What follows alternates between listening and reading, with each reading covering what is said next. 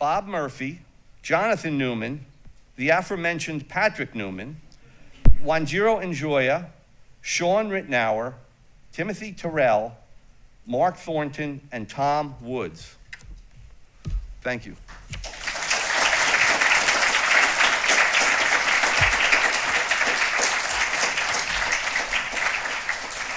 Okay, I have a few announcements that I was threatened that if I didn't make, it wouldn't go well for me. Breakfast is at Stack's Pancake Kitchen from 7:30 to 8:30 a.m. in downtown Auburn. The address is on your schedule. The shuttle from the Auburn Hotel to the Mises Institute stops running at 8:45 a.m. So please, I implore you, keep that in mind because we request that everyone be present and in their seats prior to the lecture beginning at 9 o'clock in the morning. Bring swimsuits on Tuesday morning since the shuttle will take you directly from the Institute to the pool party. And during Mises U, we host the Mundliche Prüfung. It's an optional exam for students on Mises University readings and lectures. We have cash prizes of $750, $1,500, and $2,500 for the top 3 students. Remember to grab your free books on the way out. Also, please clear your places after every meal. Okay, we have many trash cans out there, so get everything to the trash cans.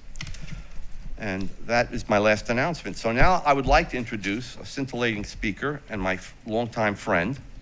Dr. Tom Woods holds a PhD in history from Columbia University and is a senior fellow of the Mises Institute.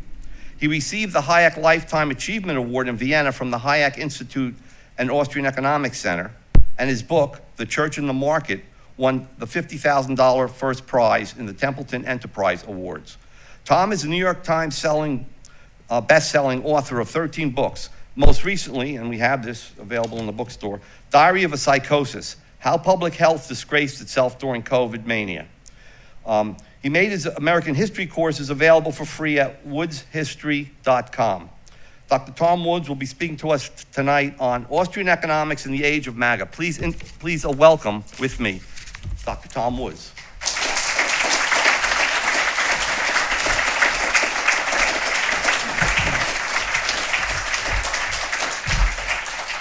All right, thank you, ladies and gentlemen.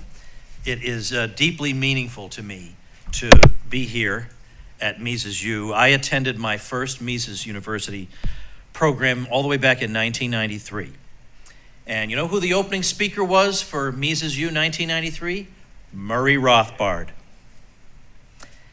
Who's the opening speaker this year? Tom Woods. Very sad, folks, very sad how low the Mises Institute has sunk. I lived in Auburn from 2006 to 2010 when I was a resident scholar here at the Mises Institute, and I truly cherish those years. I got to meet all the fellows we have a summer fellows program, primarily graduate students, many of them from Europe and not just the United States, who will spend a summer here working on a project that we hope becomes a publishable article. And I got to know them, and we would have, as some people will recall, we had weekly parties at my house. People would come over, and we got to see and get to know these young people and then have the satisfaction of seeing them begin successful academic careers years later.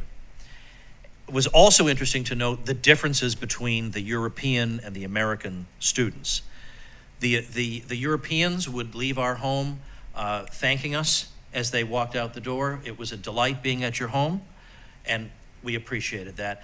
The Americans would stagger out the door, barely acknowledging us at all. But that's okay, that's all right. We have different expectations. We have different cultural expectations in different countries. That's okay. But as it happens, we have people on the faculty now who came to my parties when they were graduate students. So great fun. I want to say something also about the faculty, very briefly. The people in this room who are going to be teaching you are people of extraordinary intellect and accomplishment. And these are people who could have taught at top-tier universities and been famous public intellectuals if they'd been willing to toe the line. But they'd rather come to Auburn over the summer and tell you guys the truth. So let's acknowledge them and thank them for that sacrifice that they made.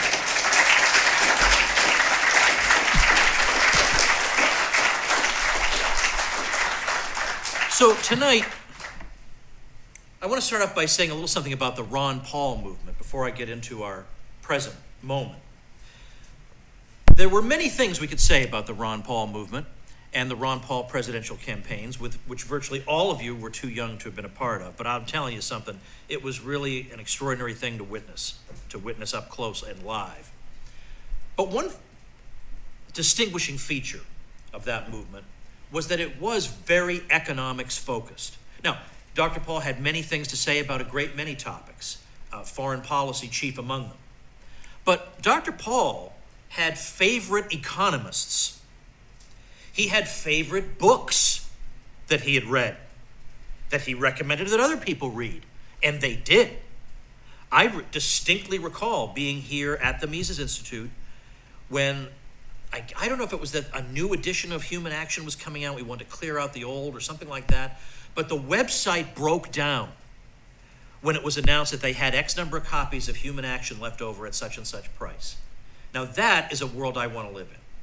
The website broke down because so many people wanted to buy a 900-page book. And it was a book that they probably wouldn't have read if Ron Paul hadn't urged them to read it. Now, it's not to say that everybody in the Ron Paul movement was just a bookworm. The point is that these books have ideas that can change the world in ways we would all like to see. But they can't do that if we don't read them. So reading and learning, but also being an activist, conveying these ideas in a popular way to other people, all of these things existed side by side in the Ron Paul movement. Now let's fast forward to the MAGA movement. It's not so much driven by economics, even though there are economic issues at stake, that is to say tariffs and other matters like that. But we don't hear about favorite economists, favorite books we ought to read. And some people will say that's a good thing. We've had enough of you nerds, of you Poindexters out there. Now we need men of action, okay? But if the men of action don't know what action to take because they didn't read Human Action, it's a problem. Because simply doing things is not enough. And that, of course, is the problem we run into all the time, is that governments feel like as long as we're doing something, that's good. That's better than nothing. But a lot of times when they do something, it's not better than nothing. Nothing would have been better. COVID is an example. Nothing would have been better, right? Doing nothing would have been better than that. So over the past several years, I've started to observe a number of influencers on the political right wing disparaging economics per se. So economics is a sham science. It was invented to rationalize greed, or it's a discipline that only superficial people care about because, don't you understand, we have much more important existential issues at stake in America today involving culture, nationality, an epidemic of youth hopelessness, and so on. And so they accuse economists of thinking only about whether a single number, GDP, goes up or down. You see that sometimes on social media. Line go up, because that's what they think economists think. Because they don't read any economists, unfortunately. Now, we're all very used to dealing with left-wing critiques of the market economy. And I really would like to just go back to that, because that's just so much more fun. Because I already know how to answer the left-wing critiques really easily.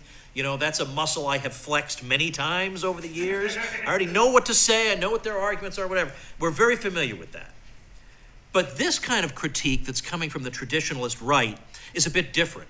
It sees the free market as an outgrowth of the wicked Enlightenment that reduces men to mere atoms, stripped of social identities, and conceives of man as being solely concerned with acquiring material goods. Now, I dealt with the Catholic version of this in particular in my book, The Church and the Market.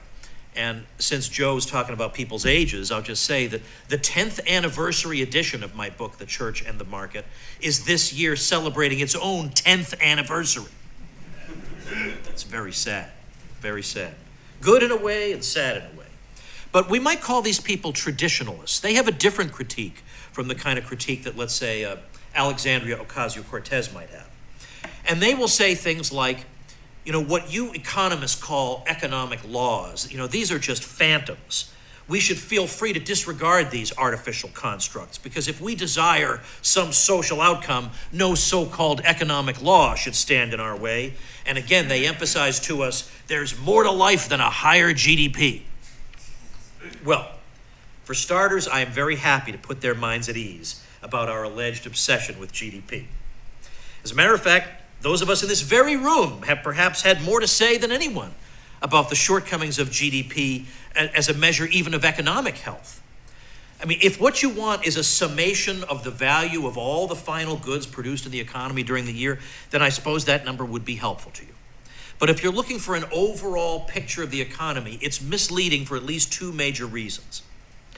First, it includes both government expenditure and private expenditure.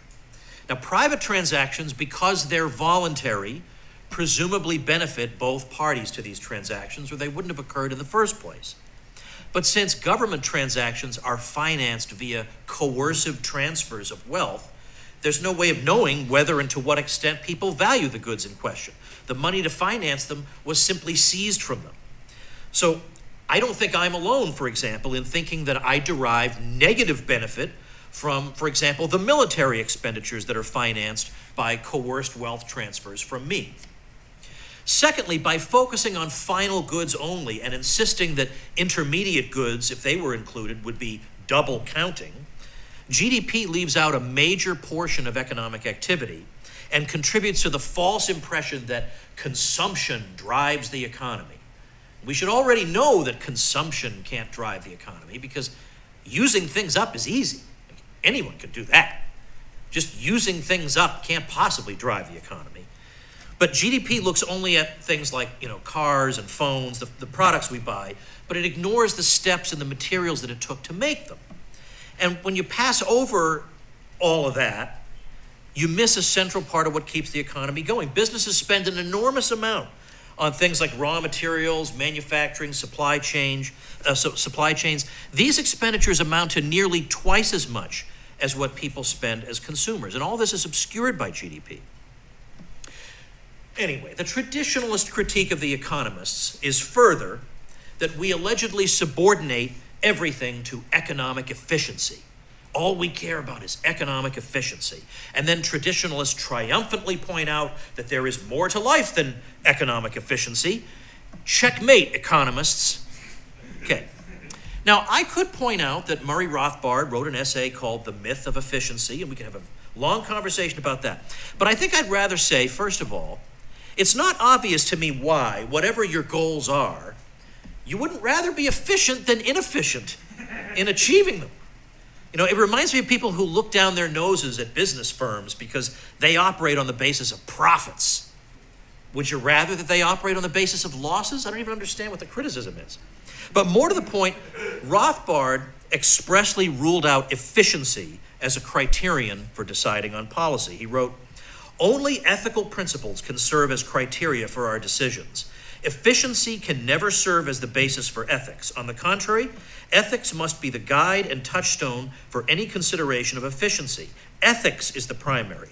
In the field of law and public policy, the primary ethical consideration is the concept that dare not speak its name, the concept of justice." Now, if you'd like to see a school of thought that does prioritize abstract efficiency over justice and property rights, I refer you to the classic case in Chicago School Law and Economics, famously described by Ronald Coase, namely the example of the train that emits sparks that set fire to a farmer's crops. Now, this is before the introduction of the diesel engine. So either the farmer or the train somebody's gonna have to bear the cost of this damage. It's gonna be one or the other. So on the basis of strict liability, the farmer has the right to the property in question, and so he has the right to enjoy its fruits undisturbed. The train should compensate him for the loss, or instead, install some kind of spark retarding device. That's how economists of the Austrian School have generally adjudicated this matter. But Chicago decides this case on the basis of pure economic efficiency. The judge should decide the case in such a way that overall wealth is maximized. So, okay, traditionalists, you have a point, but go get those people. We're not to blame for that. We don't think that way. The economists, we are further told, believes that we economists believe everybody strives only to maximize his monetary income. What a bunch of dum-dums those economists are. Don't they know that people are motivated by other things? Now, what I want to say is, whenever you make an argument against somebody and it sounds that dumb, you're probably not stating it correctly, right? There really isn't anybody, probably not even C. Montgomery Burns thinks that way. I'm sure there are a few other things that delight him more than simply the acquisition of monetary wealth. But so we don't need to be lectured to about these obvious facts of human nature. Of course, people have motivations other than maximizing their monetary income. Austrian economics is concerned with action as such, not simply action that is narrowly focused on maximizing monetary income. The income that we say human beings are striving to maximize is psychic income, which consists of all the variables whose symbiotic relation constitutes the person's sense of his own well-being. As Ludwig von Mises put it, economics, quote, deals with the real actions of real men. Its theorems refer neither to ideal nor to perfect men, neither to the phantom of a fabulous economic man, nor to the statistical notion of an average man, unquote. Still another accusation is that economists think of human beings as isolated, interchangeable atoms with no bonds holding them together except those of the cash nexus. But Murray Rothbard himself said that he denied that individuals are, quote, bound to each other only by the nexus of market exchange, unquote. Rothbard said further, everyone is necessarily born into a family, a language, and a culture.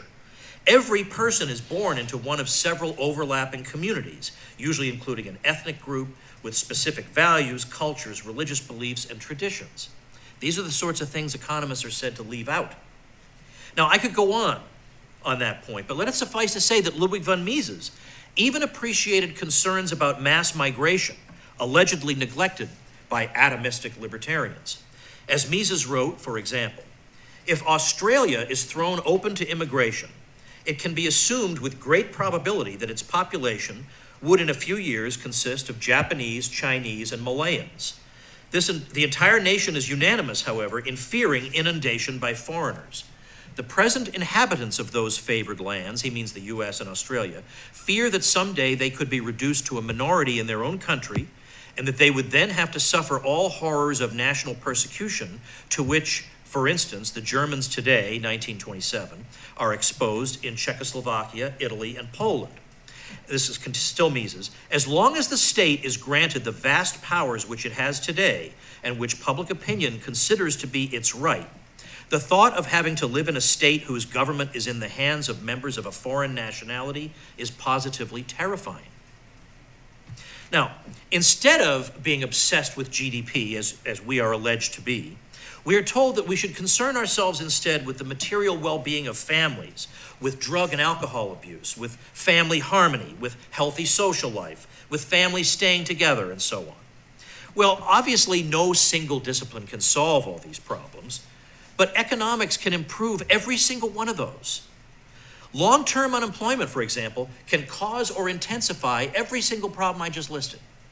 And it so happens that the economists have a whole toolkit. They have a great deal to say about how to minimize unemployment, including the particularly debilitating long-term variety.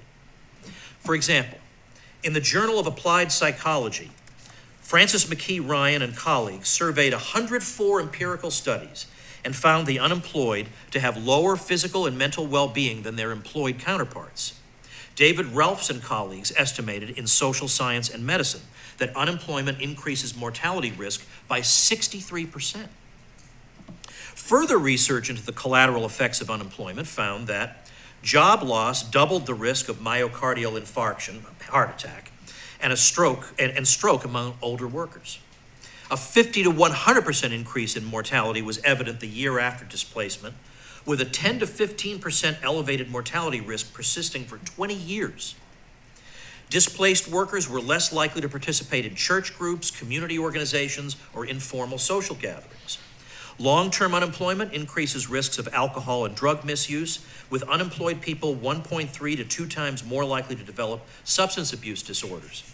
Studies have shown significantly higher levels of friction with spouses and children among unemployed men. U.S. data shows chronic unemployment correlates with a 15 to 20% higher incidence of opioid misuse compared to employed peers. In the U.S., layoffs can increase the chances of divorce by up to 20%. In Sweden, a similar study found a result of 13 to 18%, while in Australia, spouses were 10 to 15% more likely to separate within 2 years. And naturally, we witnessed a significant spike in all these problems during the displacements brought about during the COVID fiasco. And of course, if we want to minimize recessions and depressions, and by extension, the unemployment that comes in their wake and carries with it all these subsidiary problems that I just mentioned, well, it might help to learn some monetary economics. See, the economists have a use here, particularly the monetary economics that won F.A. Hayek the Nobel Prize in 1974. Now, you may say, oh, but there are Nobel Prize winners in economics who say a lot of loopy things. That's true, but they're saying things that generally the Nobel Committee wants to hear. Hayek was not saying something that they wanted to hear. That's what makes his prize significant. He was not saying what they wanted to hear. So Hayek demonstrated that system-wide downturns, as opposed to sector-specific declines driven by events in the news, have a monetary cause. So if we want to avoid the disruptions to family life, the things the traditionalists care about, and the various dysfunctions that accompany unemployment, we need to focus our attention on the central bank. In the American case, the Federal Reserve System. Now, I suspect people in this room are already familiar with what we refer to as the Austrian theory of the business cycle. I've written and spoken about it quite a bit, and I'm sure you'll be learning about it this week in some detail. So it can suffice for the purposes of our opening remarks tonight to say simply that interest rates are real and meaningful and not fake or arbitrary. And to think that pushing them down artificially via credit expansion is a way we can generate prosperity without effort is a gross error, the kind of error I would expect to hear from the left. Lowering interest rates by credit expansion, which in the present situation takes place via the Fed, generates a boom that's self-reversing. Malinvestments that grow out of the confusion introduced by the arbitrary interest rates sooner or later have to be liquidated. So if you don't want to endure episodes of boom and bust, a cyclical up and down that mimics real prosperity, we need to let the natural array of prices, including the interest rate, dominate so prosperity can continue unimpeded by this series of malinvestments and liquidations. Now, some MAGA people have at least a rudimentary understanding of the problems with the Fed, but others think the problem is that Fed Chair Jerome Powell is too stingy about lowering interest rates. Their argument is that price inflation now being more or less under control, the Fed can lower interest rates to stimulate economic activity. Well, as we know, the issue is not whether this person or that person is chairman of the Fed. What we should want is to undo the economic distortions introduced by past Fed activity. The only way to do that is not by barking commands at the chairman of the Fed, as presidents are liable to do, but simply to stop inflating for a while, after which time market interest rates will gravitate to a level where they're sustainable. Now, as I say, I expect people on the political left to look for miracles from economic interventions. You know, the American left's approach to the economy is that wishing can make things so. We want workers to enjoy this benefit or that benefit, pass a law. We want higher wages, pass a law.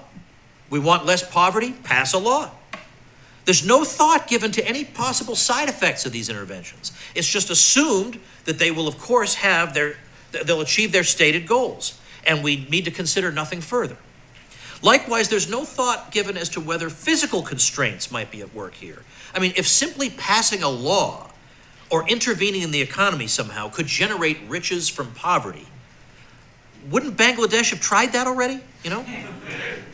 So, and not to mention, there'd be no point to foreign aid if all they had to do was just pass a law bolstering labor unions or something, or establishing a minimum wage. There'd be no point in foreign aid. Well, that's a bad example because there is no point in foreign aid. It's terrible and everything it does is a disaster, so it's a bad example. But you understand where I'm going with this. So when I hear this kind of thinking from the right, that there's this magic button that if only Jerome Powell would push, but he's just stingy, and he, for some reason, has some fetish with human suffering, and therefore he refuses to push this button. This sounds like AOC. Like that's not the way a right-winger is supposed to talk. Like this is something a right-winger is supposed to laugh at. You know, I mean, it would be great to live in a world where a government-created institution like the Fed has that button. So please don't make me defend, for heaven's sake, don't make me defend Jerome Powell. You know, like this is the position they put me in. I don't want to. And I'm not saying he's a particularly good guy. I'm saying this is not the point. So there is no reason for anybody on the political right to be in sympathy with the idea that American prosperity, as well as the stability of the U.S. economy, require the monetary interventions of eggheads with their central plan. That is at odds with the way a conservative is supposed to see the world. What should resonate with him instead is the idea that there is a natural order of things that no intellectual, no matter how overcome with hubris, can overturn. As I say, it is the left that is consistently at war with the natural order. It is Alexandria Ocasio-Cortez who thinks that wishing for an outcome and backing that wish through state violence is all that's necessary to attain that outcome. I remind the MAGA people, she's not bright.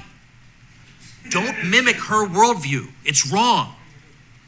So instead, the conservative, rather than fruitlessly trying to bend the natural order to his will, recognizes it and conforms himself to it.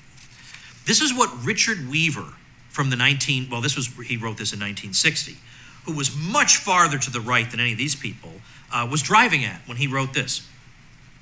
It is my contention that a conservative is a realist who believes that there is a structure of reality independent of his own will and desire.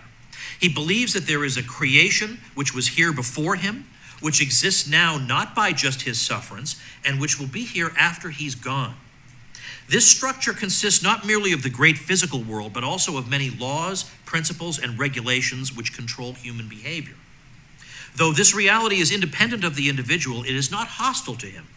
It is in fact amenable by him in many ways, but it cannot be changed radically and arbitrarily. This is the cardinal point. The conservative holds that man in this world cannot make his will his law without any regard to limits and to the fixed nature of things.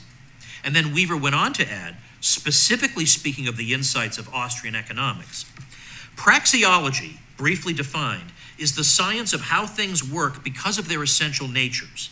The conservative and the libertarian agree that it is not only presumption, it is folly to try to interfere with the workings of a praxeology. One makes use of it, yes, in the same way that a follower of Bacon makes use of nature by obeying her. The great difference is that one is recognizing the objective. One is recognizing the laws that regulate men's affairs. Since the conservative and the libertarian believe that these cannot be wished away through the establishment of a utopia, they are both conservators of the real world. And in that real world, that magic button for the Fed or anyone else to push to create prosperity without effort does not exist. Now, furthermore, some segments of MAGA also don't seem to understand the role of the Fed in rising prices, which is a concern of theirs.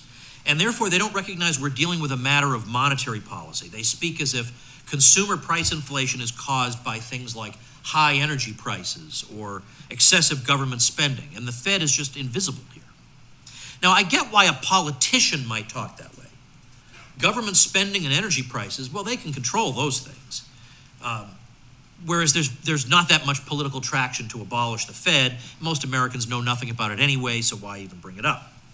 But it's harder to understand why intellectuals and influencers who don't have to worry about these things likewise speak as if the drivers of high consumer prices are government spending and high energy prices and neglect the Fed altogether. I mean, at this point, we've had the internet for a long, long time. You've had a long time to find out the truth about this, right? There's a lot of stuff out there on it. You know, like the Mises Institute, for example, is not exactly shy about spreading this knowledge to the public. So there isn't much excuse, especially for somebody on the right, not knowing the truth, not understanding this ongoing and persistent inflation of consumer prices. This phenomenon is caused by the Fed, has nothing to do with these other things. So now there's a superficial plausibility to the claim that high energy prices cause prices to rise generally. The argument is, of course, everything uses energy, so if energy prices go up, that pushes up the price of everything. The problem with that's a variant of the cost push theory of inflation. And it seems plausible. The problem with it is the higher energy prices, if you don't have a Federal Reserve pumping more and more dough into the economy, the higher energy prices leave people with less money to spend on everything else. So any higher energy prices would therefore be offset by lower prices elsewhere, and it would just be a wash. How are they able to maintain the high energy prices and yet all the other spending stays the same? How could that be unless there was some institution pumping money into this? That's where the problem is, right there. Likewise, government spending per se doesn't cause an increase in consumer prices. It depends on how they finance the government spending. And yes, if later on they increase the money supply and they try to get around it that way, then you will see that. But it's not government spending per se, which we saw a lot of people claiming. But if you're claiming that you want to improve the well-being of the average American who's been overlooked, you say, both parties have overlooked this person, you yourself can't overlook the Fed, because the Fed is the source of tremendous misery for tens of millions of people, and to make matters worse, they don't even know that it's the source of their misery. So I assure you that dismissing economics as stupid or boring or nerdy or not as important as the existential issues you think are more important, that's only going to worsen the situation you're complaining about. And the consequences of inflation extend much farther than just high consumer prices. For instance, inflation discourages saving. So even if the Fed meets its inflation goal of 2% a year, that still means that over 20 years, your savings have lost 30% of their value. How can you save? How can you save for the future? And now, old-fashioned people, the conservatives in your life, like your grandparents, urging you to save, now look foolish and contemptible, thanks to the Fed. Our friend Guido Hulsmann, who was the Mises biographer, wrote that tremendous biography of Mises, says that we have to consider the implications of this situation for ordinary workers. Most ordinary workers did not get any training in how to invest in the stock market. They used to be able to just accumulate precious metal coins, which held or increased their value. That was all they needed to do for saving. But as we've seen with that figure I just gave you, they can't do that now. So now what do they have to do? They have to get involved in transactions they know nothing about, and putting their money at risk in transactions that involve expertise they don't have.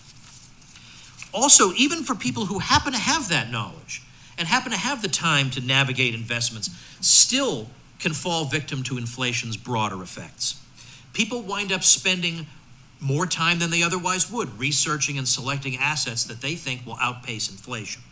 And they thereby divert their mental energy toward money matters more than they would otherwise. That's a cultural effect. Also, people may choose to prioritize high-paying careers over careers they find personally fulfilling because inflation gives them no choice. That is a cultural effect. Culture it's not like we have culture here, we have economics, and smart people talk about this, and dumb Poindexters talk about that. That's a completely uncomprehending bifurcation. They may take jobs from home, far from home, that involve long commutes, just chasing marginal income gains, again, because they're motivated by inflation pressure. So this focus on money over personal satisfaction, this fosters materialism.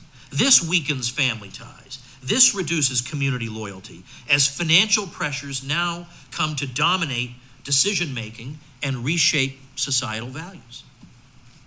Well, still another problem facing Americans, particularly those in their 20s and 30s, that MAGA world is concerned about is rising home prices. They say the system has failed young people. Nobody can afford to buy a house. And the implication seems to be, you dumb economists, see, free market capitalism doesn't really work after all. We shouldn't keep falling for this discredited superstition. We need to take some kind of collective action here. It's not always clear what that's going to be. Well, dare I suggest that those maligned economists have something to say about this issue as well. Well, I might note, by the way, that the critics of the market have trouble getting their story straight about home prices. In 2008, this is when you guys were like 2 or something. I don't know what age you guys were, but there was a big collapse in 2008, and housing prices fell sharply. Now, you would think that people who had been complaining for years and years and years about the problem of lack of affordable housing would have been overjoyed. Oh, look, housing prices are coming down. They were not overjoyed, so I don't believe them. Some of these critics, I don't believe them. The prices came down in 2008. They acted like Frankenstein's monster had returned, just because housing prices were falling. So they went into overdrive to figure out how to make houses more expensive again. They did that. They absolutely did that. But, if these people making these complaints, if they are serious about rising home prices, and they would genuinely like to see a solution to the problem, again, it couldn't hurt at least to listen to economics. And you would discover that we can cut home prices all the way in half just by deregulating housing. And cutting these useless regulations would also, guess what, create a whole lot of very good construction and manufacturing jobs, which they also say they care about. And incidentally, home prices, again, this is another area where economics and culture are tied together, and social life. Home prices are more than just a number. They affect when and if young people are going to get married and start families. And I'm sure a lot of these traditionalists are concerned about that. So if we can figure out through economic analysis how to get those prices down, that'll be yet another example of why the much maligned economists ought to be listened to from time to time, and why it's foolish to dismiss economics as being concerned with the disembodied obsession of that line on a graph. Now, the person you should read on this, now, he's not good on everything, but when he's really good, he's really good. And that's Brian Kaplan. Now, Brian Kaplan has been on my show several times. We know we have agreements and disagreements, but he has a book called Build, Baby, Build, The Science and Ethics of Housing Regulation. And if you think, I would never want to read this book because it sounds too dry, he's written it like a graphic novel because he realizes that people don't read, so what if I draw you pictures? Maybe you'll look at this. So it takes you no time at all. But he says that full deregulation of housing would indeed reduce home prices by a whopping 50%, even adjusted for inflation. And he also points out that these ideas are, oddly enough, shared across the ideological spectrum. That you find a lot of people on the left saying, yeah, we agree with this, that these regulations are stupid and pointless, and they're anti-human, and we should get rid of them. So there's huge consensus about this intellectually, just nothing gets done. I mean, if we have a way to reduce housing prices by half, and people who have informed opinions on the matter across the ideological spectrum agree on it, and yet we're still not doing it, then we're just not serious about it. So the main cost is obtaining permission to build, which in turn involves navigating zoning laws, building codes, bureaucratic red tape. Get rid of that, housing supply goes up. You have zoning laws mandating single-family homes. They limit multifamily housing, high-density developments like skyscrapers, even in high-demand areas. Minimum lot size requirements prevent subdividing land for more homes. Regulations, I mentioned skyscrapers, make it difficult to build tall buildings, even though this is a way that technology can make available affordable, spacious housing in places where people want to live. We might also mention that a significant portion of U.S. land, especially in the West, is owned by federal and state governments and kept off the market, and that reduces land for housing development also. On a much smaller scale, this is the sort of thing that it's easy to overlook. Regulations tend to mandate an excessive number of parking spaces. So like they'll mandate 2 to 3 per apartment unit, or enough for if every day were Black Friday. But every day isn't Black Friday, so why are we wasting all this space? And that, again, that wastes money, and it misallocates land that could be used for housing. So it is wrong, in short, to imply that on the one hand, we have deep-thinking philosophers contemplating matters of profound import, while on the other hand, we have these confused and frivolous souls who for some reason are concerned about a trivial field like economics. If you neglect economics, which is really just shorthand for understanding how the world works, you will not achieve the goals that you have convinced yourself are far removed from economics. And I understand it can seem satisfying to appear to be above the allegedly mundane and materialistic concerns of the economists, whom you accuse of being concerned only with a solitary number on a chart. Why don't these foolish calculators understand that our concerns are far more profound than theirs, and that they overlook the existential problems confronting us today? This reminds me of my book, The Church and the Market, because in that I talked a lot about what do we do to indeed improve the well-being of working people. And I was answering all these accusations. You economists are materialistic and all you think about is profits and money. We need to help the working man. So I would say, okay, well, what do you want for the working man? And their answer was, more money. Okay, the very thing they just accused me of being a materialist for thinking about. So that is what they want, after all. After all this pomposity about we think about higher things, really we just want to give them more money. Okay, well, good, because we're good at that. We know how to get them more money. We got a whole lot of books on that. Now, the MAGA movement tells us, and I believe that they're sincere, that they're concerned about the well-being of the family, they're concerned about young people not starting families in the first place, of home prices being out of their reach, of generalized hopelessness and despair, and the sense that a prosperous and fulfilling life seems to be out of the reach of so many. And I don't claim that people from any one academic discipline have all the answers or can solve all problems. Economics can't solve all problems. It doesn't pretend to. But it's precisely with the tools of the economists, good economists I mean, not the lackeys of the establishment that many of them have become. It's precisely with the tools of these good economists that the problems identified by traditionalists can at least be mitigated. And it's with the advice of Austrian economists that MAGA can avoid falling into the kinds of errors that seem to create prosperity but only set the stage for recession, and thereby intensify the very problems they claim to be trying to solve. So after all the foolish and misplaced abuse they've taken, the people who, after all, have indispensable and important things to say about the troubles that ail us are, in fact, the despised, the rejected, the economists. Thank you very much.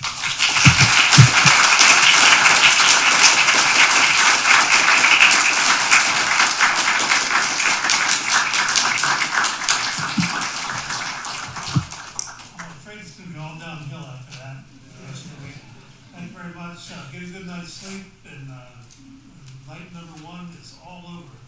It's official. Have a good night.